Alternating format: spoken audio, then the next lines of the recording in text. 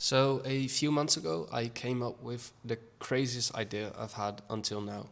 And I knew this was going to be a project for myself, so I needed to wait until I had the perfect slab for this project. The project being a table with a chessboard in the middle. I love chess and I like to play chess in the evenings with friends, so I thought, why not just make a table with a chessboard in the middle? So in this video I'm going to be showing you step by step how I built this. Before telling you exactly what I did step by step to achieve the end result of this project, I'm going to be telling you about the wood species that I'm going to be using. That being elm wood. Now elm wood is normally very straight grained and has perfect outside edges for a rivet table. A rivet table is when you cut the board straight through the middle, as you see me do in the first few clips, and then flip the outside edges inwards where you pour the epoxy to create that river-like design. And that idea I had floating around in my head a few months ago was a chessboard engraved into the table. Now to elevate that design even further, the river comes into play because it gives a 3D effect to the chessboard that would be engraved later on in this process. Up until this point, you've seen me cut the board through the middle, plane and thickness them to the exact thickness before pouring the epoxy, and, which is most important, cleaning the outside edges. Now, I've seen a lot of videos on the internet where people do not clean the outside edges without using an epoxy top layer. I'll come to that later. When pouring epoxy, you want the bond between the epoxy and the wood, not between epoxy and the cambium or the bark. This would result in a weak joint, which would crack over the years to come. But if you use an epoxy top layer, you can actually strengthen the whole table and the cracks would possibly not come, but I never do it myself, or I try not to do it myself because I am scared that it would be a weaker joint than if I would just clean the outside edges. So that is something to keep in mind when making a table like this or a similar art piece. A rule of thumb I would use if you want to leave the bark on the live edges is not only doing an epoxy top layer on the top, but also on the bottom. This way you encapsulate the whole project. Something I like to do before adding a big pour of epoxy is priming the edges and the top of the wood. This seals it and it prevents micro bubbles or even larger bubbles that come from underneath the wood. For the big pour, I'm going to be adding a pigment called salmon. I added a load of other pigments as well to strengthen this color and give it a bit more depth. In the end, you'll see that it fits really well with the elm wood and the violet that I fill in the chess playing field. If you've noticed anything special about my workspace, I have a spot upstairs to fill in the epoxy projects I have, and then I bring them down with my forklift to do any CNC work that is needed on the project.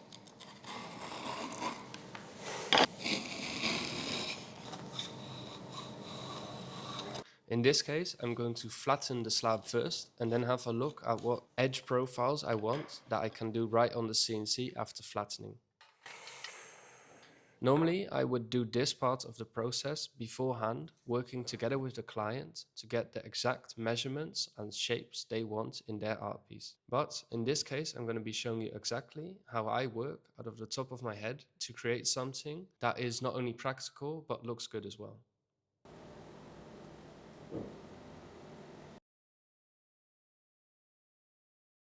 So for the people who don't know what CNC is, it stands for Computer Numeric Control.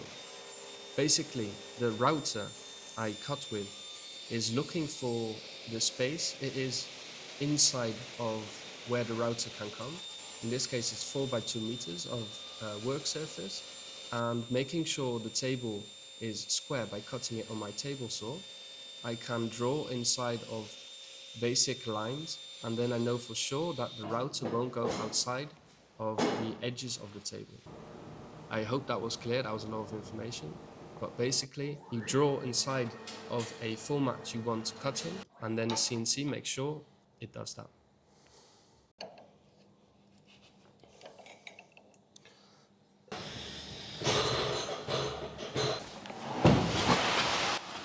Now, some people would argue having a CNC is cheating. Now, I would argue differently, and my health as well, because having a CNC has much better dust collection than any handheld router on a router sled, which I did use, and you can see in my previous videos if you're interested in that. But if you are an aspiring woodworker, or you are already a woodworker and you want to work with epoxy or just wood, then I would recommend finding someone who can flatten these slabs for you. Also, of course, I'm going to add some designer features to this table, and this would normally not be as accurate by hand, or it would take a very, very long time, but the CNC is so accurate that doing that by hand is nowhere near the perfection that the CNC has. You can see the CNC as an empty shell, something you need to fill with a creative idea and make it practical as well, so the CNC can make your visions come to life. If you want a chessboard in the middle of your table, for example, you need to think, okay, how big is this chessboard going to be? How will I fill the colors? How will it be visible? What will I do around the chessboard? Will it even look nice in the end? You need to think beforehand and before cutting with your CNC. The CNC is just an empty shell ready to be filled with creative ideas. It's not something that will operate out of thin air. In this case, I used the CNC for 30% of this project, but 100% was used with creativity. Something that was quite shocking to me is that people were asking me if I even sold my products. And I want to take a minute to just clarify what I do exactly.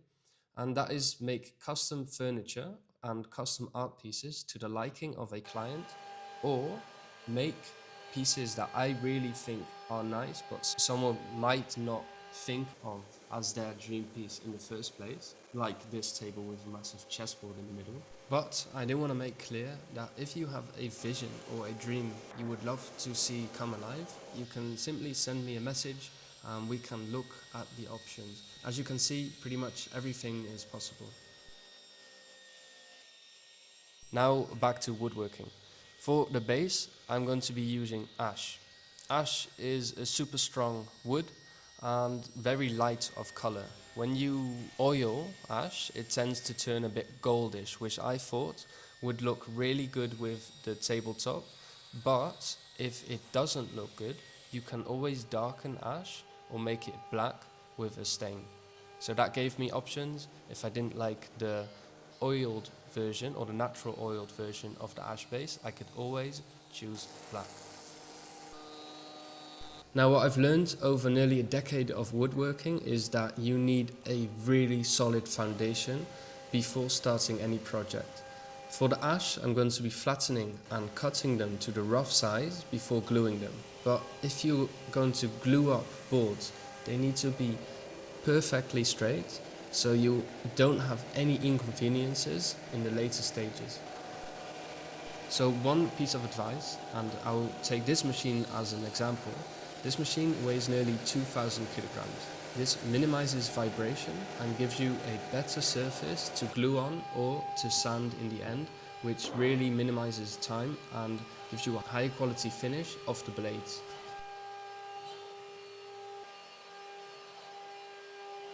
So for the base, I chose two thicker legs with a beam running between them underneath the table. And because the tabletop has an epoxy river, I will be adding a lead strip in the beam between the legs.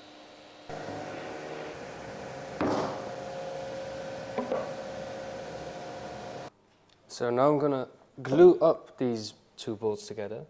But as you can see, this grain here is going like this, and you probably couldn't see this well, but it's the same as here. But you do not want that, you want these to be reversed. If this board is going to warp, you want this one to warp the other way around, so it stays as flat as possible.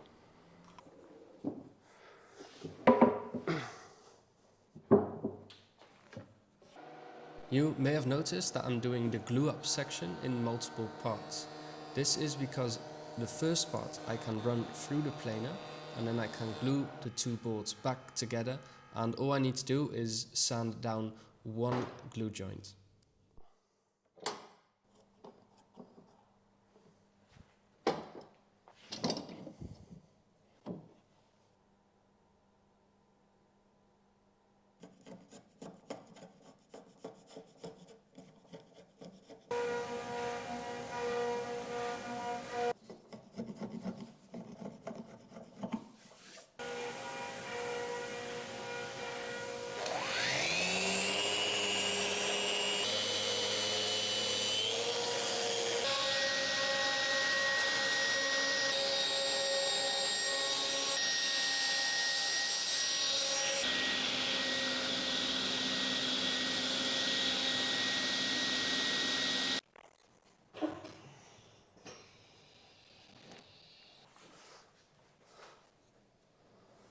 So here's the table, and I've got to say it's pretty stunning.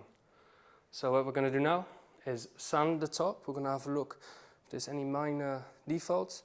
I'm going to side these inside edges, side these, and then we're going to follow up to the next step.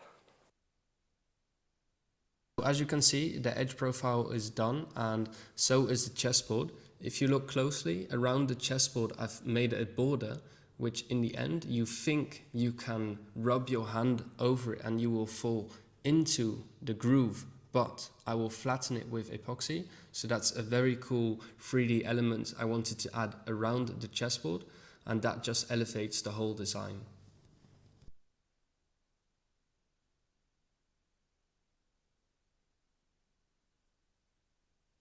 Now, one of the things I left out for most of this video is sanding. Now, sanding is a very boring thing to do, but it's one of the most important things you can use to elevate your project to the next level. If the finish is good, you're going to see it in the end result.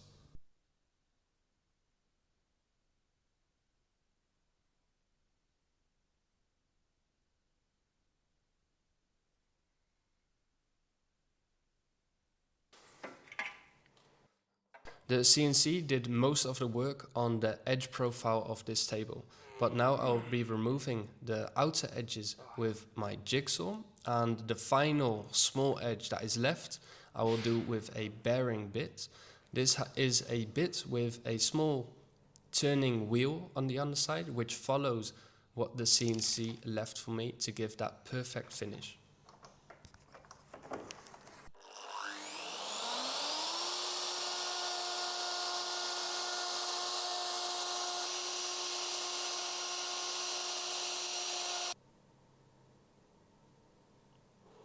That's one ugly.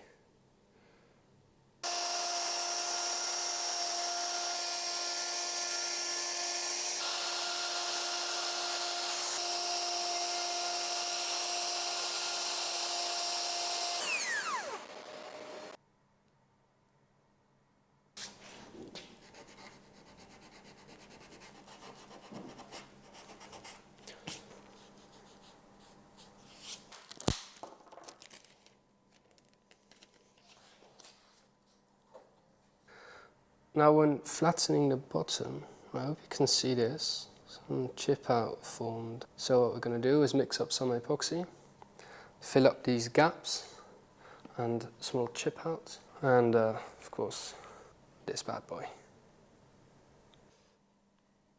Now some of you might be wondering, why do you do so much work on the underside of a table? And that reason is very simple. Imagine if you have bought a table, and the table comes in and you are very excited, but the first thing you see is an underside that isn't finished. You would think, well, I just spent thousands of euros or dollars on a table and the underside isn't even nice. I'm not excited to see the top. That's where I want to differentiate. I want people to be excited once they see the underside. They need to think, whoa, if the underside is that nice, I'm excited to see the top.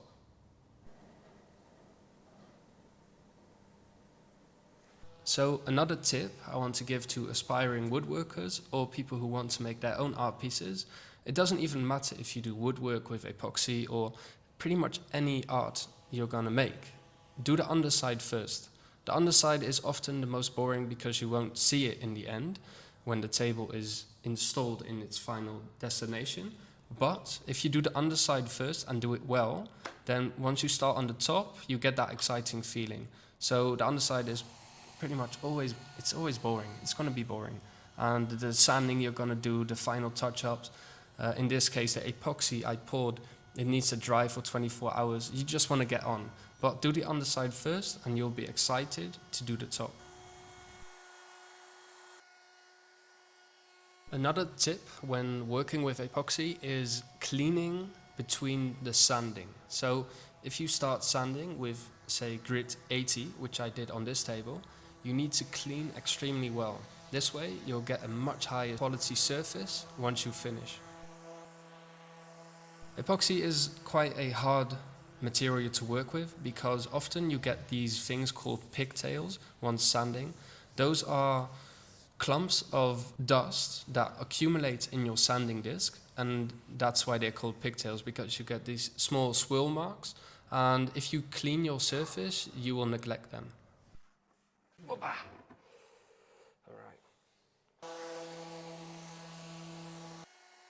The CNC does a really good job of getting rid of most of the material, but I always use a chisel and sandpaper to do the final touch-ups. Now I have a question for you.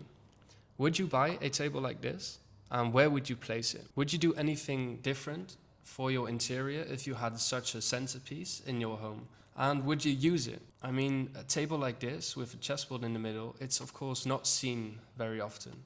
I think I've never seen it before, but I am very excited to see what this kind of art could do for the general market. Me personally, this table's in my showroom and I play chess now every Saturday night with my friends to catch up and talk over a game of chess. So I'm excited to hear what you have to say, and you can leave your opinions in the comments down below. And from there you can't see the curve going downwards, which is really nice because you're going to be sitting here, and this is the whole purpose of this table, or at least the shape of the table, is that the outside edges curve outward and the two bottom edges go slightly inwards. It's only by half a centimeter, but it really makes a difference because someone's going to sit here inwards, which means they can look anywhere, and the people on the outsides will be looking at each other or facing each other. Which if I did this inverse, so these sides inwards, that would mean that people would have to sort of slightly tilt their necks to see each other. And now it's pretty much feels very natural. So that is something I thought about before making this table. I've never seen a shape like this. It makes me think of a surfboard.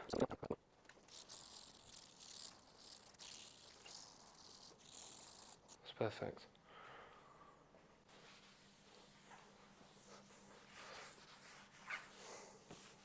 Something I love most about working with epoxy is that you can see the transparency go up with the sanding grits. This here has been done with grit 240, and I go all the way up to 4000 once I've poured the top layer of epoxy.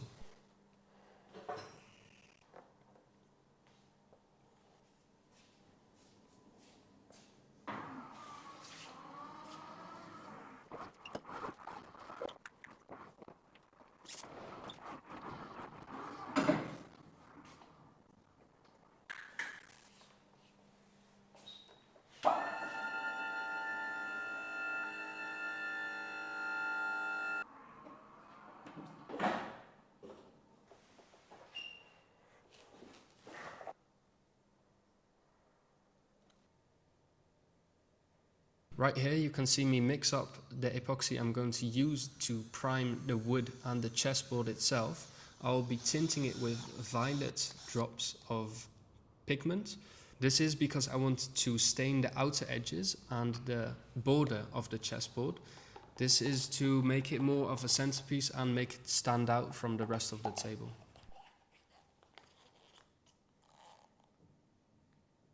And for the people who don't know me, I am really aspiring to post more of these videos on YouTube, But YouTube is a new platform to me. I'm used to doing short format videos where everything is a bit quicker. And then the last video about a Moorish styled ceiling I built, I did a quicker version of everything. And in this video I'm trying a bit more of a laid back style where you really have the time to take in everything I'm doing on screen. And I really want to know what you think of this style of video. So please let me know in the comments down below.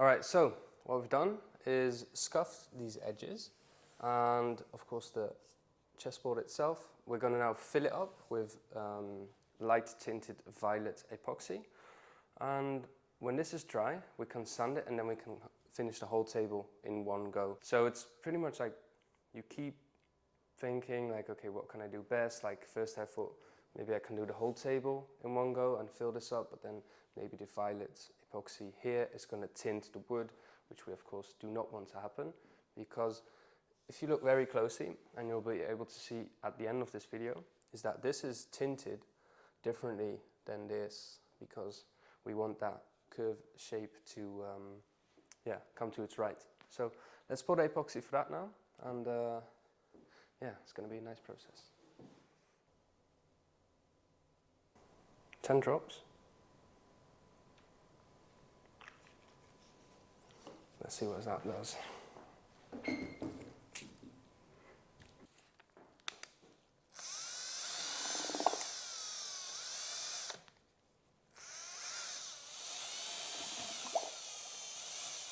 think 5 should do. 5, no, that's, yeah, 5.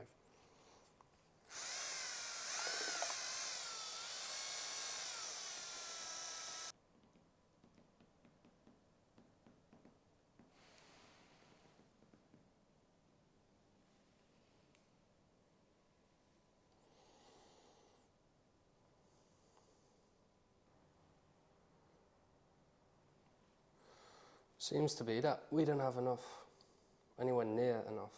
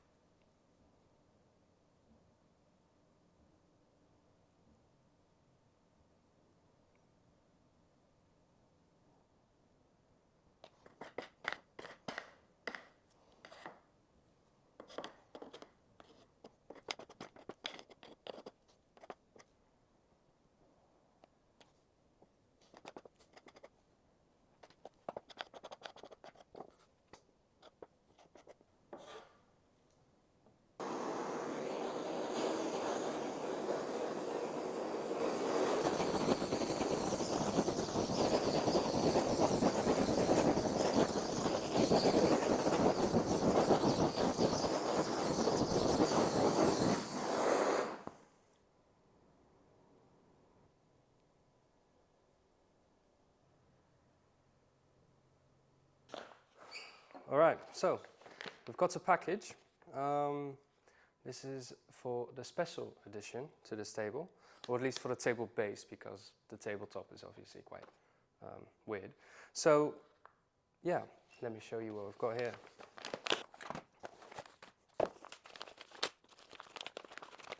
Which, if you haven't guessed already, are lights.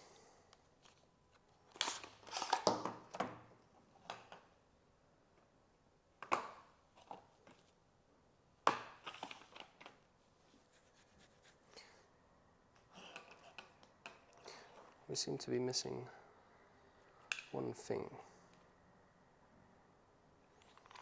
I'm going to give them a quick call.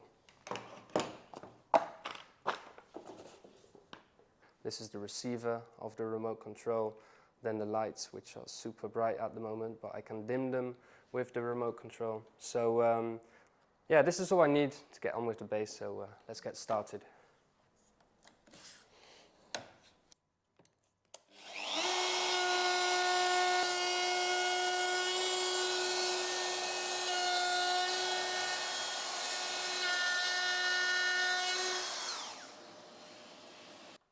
So, if you haven't noticed already, there's one beam going to be running, or that's going to be running through here, and I'm going to put the lights into that. So, I'll show you.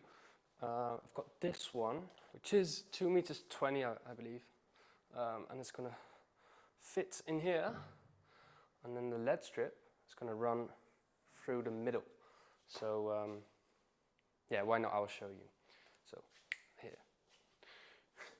No, I'm really happy with how this looks. It looks awesome.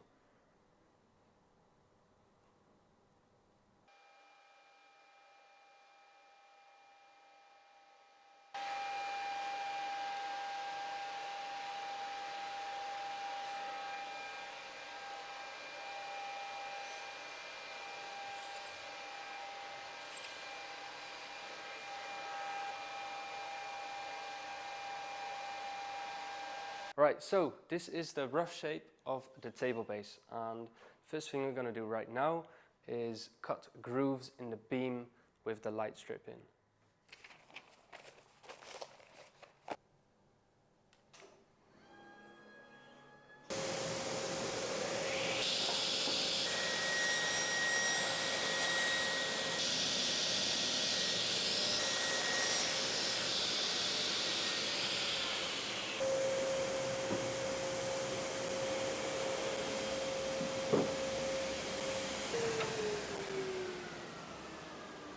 The CNC uses a round router bit, so the inside corners of which the CNC cuts is always round.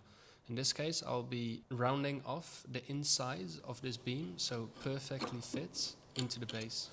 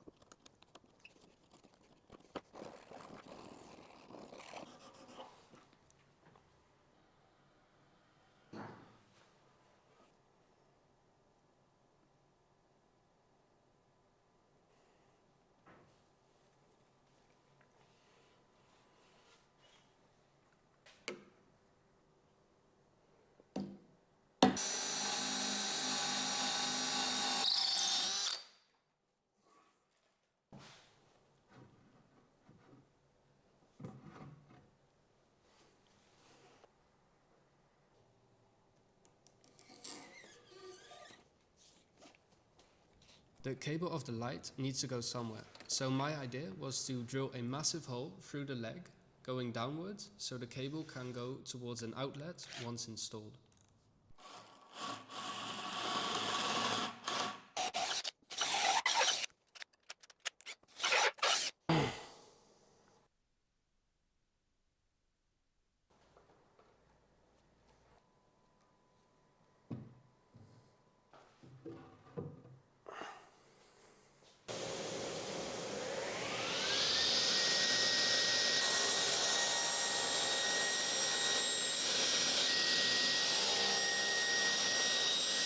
Once the bulk of the work is done, I do final touch-ups. For the base, I wanted to make some minimalistic details, like this one in the beam running across the underside of the table.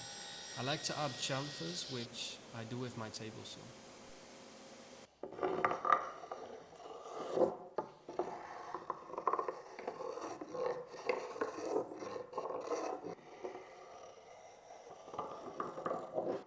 I like to use hand tools where possible. In these projects, often I use my hand tools to do some minor touch-ups, like removing the CNC marks. After this, I'll use my router to round off some corners and then sandpaper to get everything ready for finish.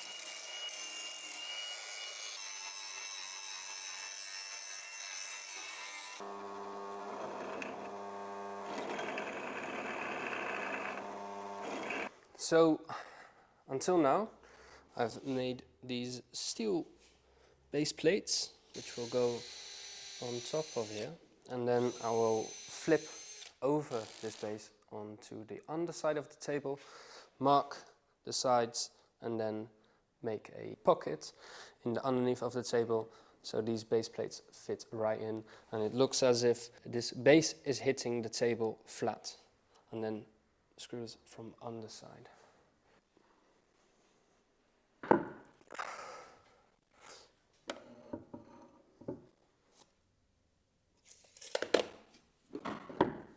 Alright, so as you can see, these legs were made to not touch the epoxy, and I can route in this base plate into just wood.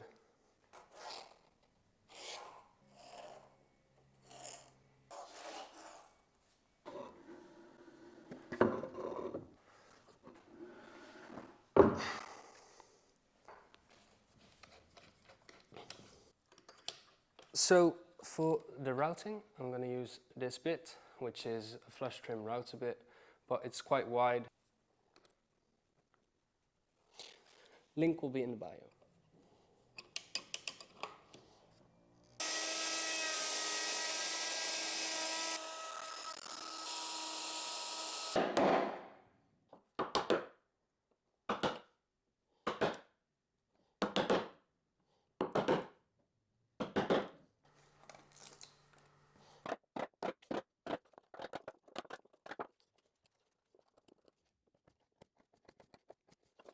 When I CNC'd out the shape of the table, I decided to add my logo in the top. This was later filled with violet epoxy, and now I am adding an NFC tag.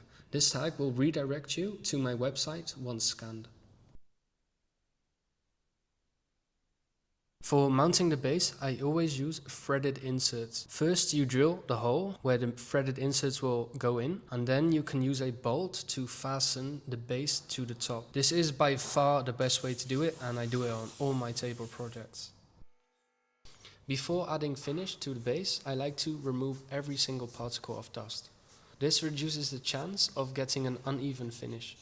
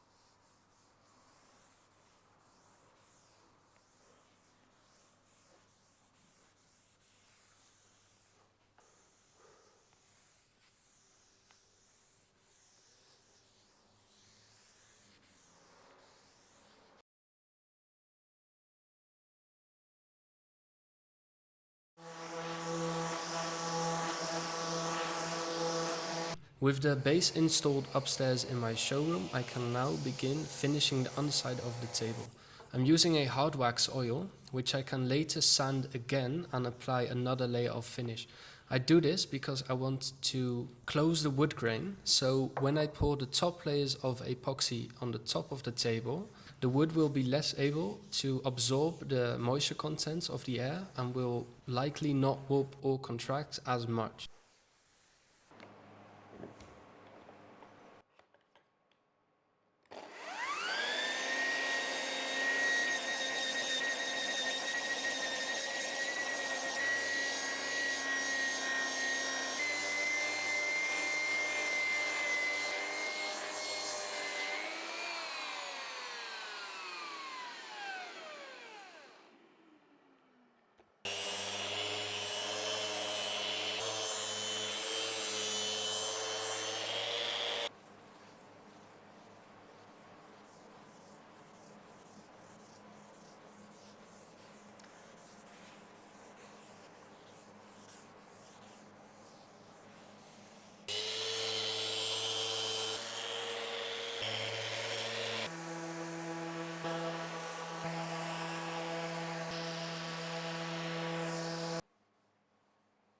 Now for one of the most important steps of this whole project. That is the seal coating of the top of the table. This seal coat makes sure that no bubbles can be extracted from the wood once I do the final pours of epoxy. The first one is to seal the wood, not only to minimize bubbles, but also give a clean surface for the other epoxy top layers to bond to.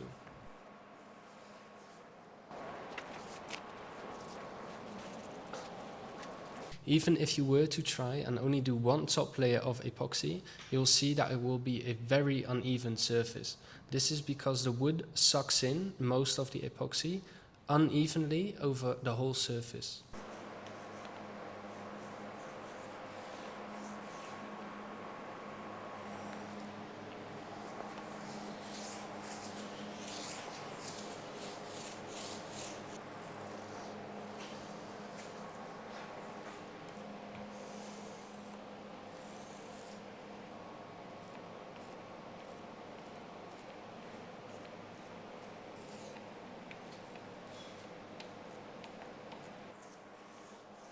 Once the epoxy has been spread out evenly, I like to use a torch to heaten up the epoxy so it sinks even further into the wood grain.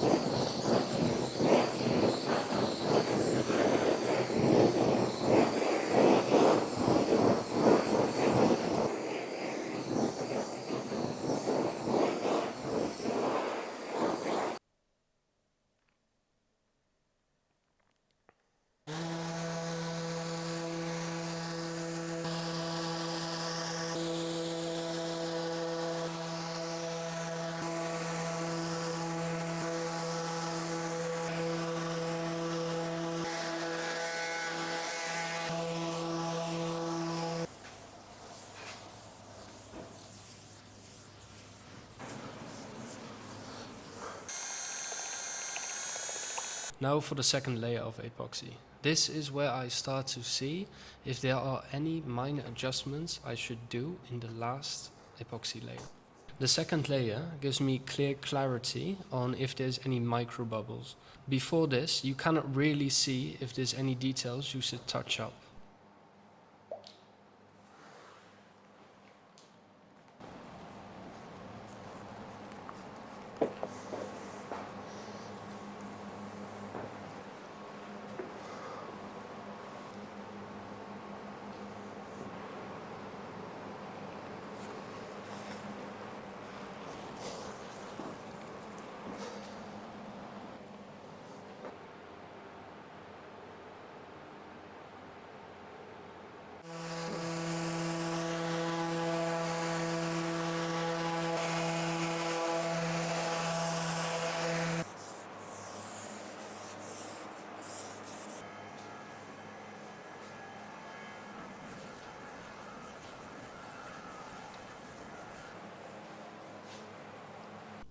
After having a close inspection and staring at the table for hours, I found these small micro bubbles right on top of the chessboard. Now these were pretty annoying, but I did chisel them out and sanded the insides, which gave me a perfect base to use a small paintbrush and some epoxy to fill in these gaps.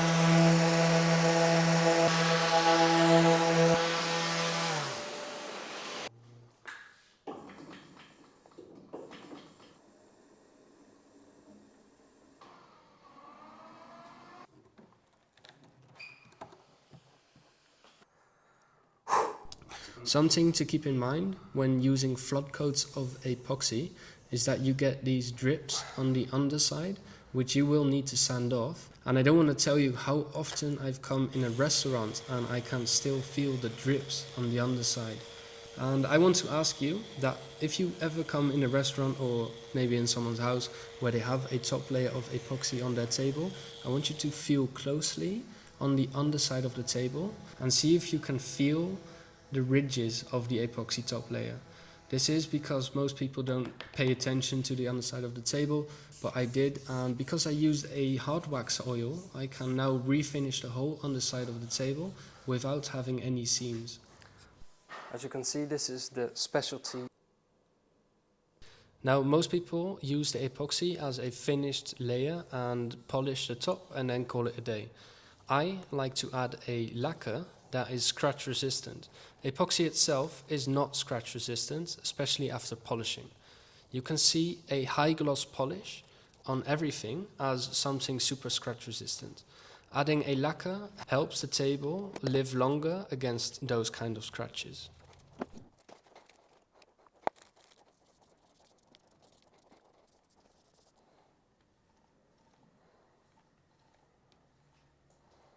I use 2 of these coats to protect the table. The first one is like the first layer of epoxy.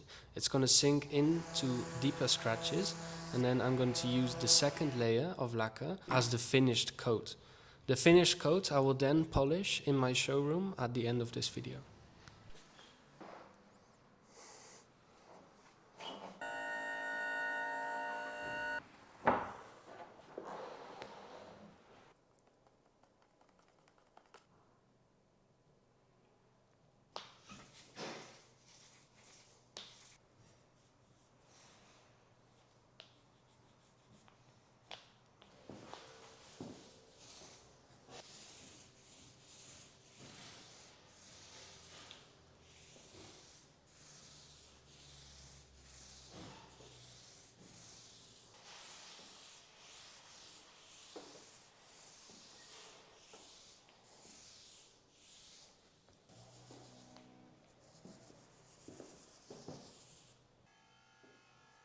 After everything has cured, the table is fully set up in my showroom, ready for the polishing steps. Polishing lacquer is pretty much the same as epoxy. You start with a grit as high as possible. The lower the grit, the more chance you have of seeing deep scratches in the end result. In this case, I start at grit 400, working my way up to 4000. At grit 800 I start water sanding. This is a method where you use water and sanding at the same time to reduce the scratches and get rid of the dust.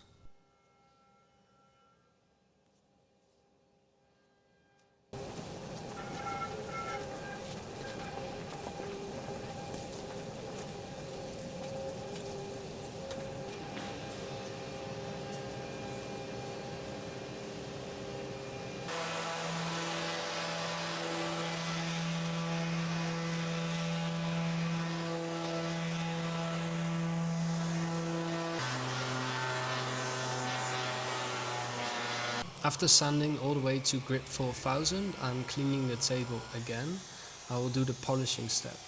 Now first I polish with a hard cut, and after that I use a fine polishing cut to finish the table.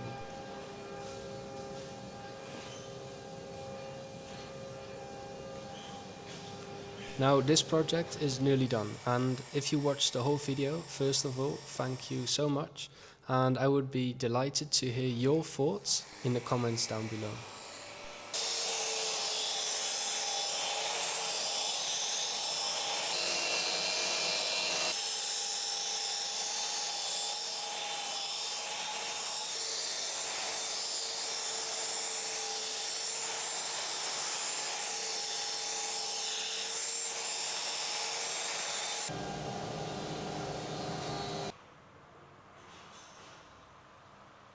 If you would like a custom art piece yourself, you can send me a message or call me on this phone number, or my Instagram or email. All the links will be down in the description below.